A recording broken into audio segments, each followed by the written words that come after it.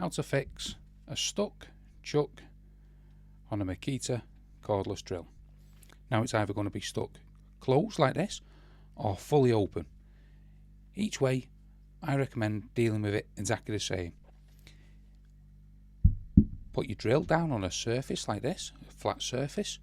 Get some lubricant spray, WD-40, something like that. Spray it in the top here and down these little gaps. Spray it down the gaps, really coat it, and then leave it overnight. 24 hours is best.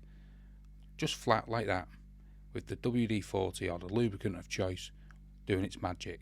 Because what normally happens is if it's left like this and it gets a bit of water on it, a bit of rust can form and jam it together.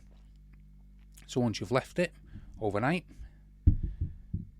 put it down with the Makita sign facing you like this, and then you want to twist away from you if it's stuck open, if it's like this, or towards you if it's stuck and you can't see the bits here.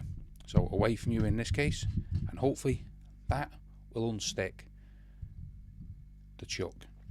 You may need some grippy gloves like this, or some long nose pillar grips to grab and then really give it some welly to unstick it.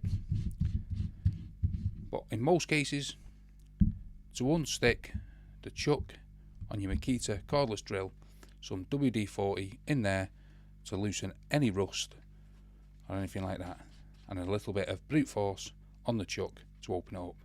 So hopefully some of them tips help you out. If it does, smash the like, smash the subscribe, and thanks for watching.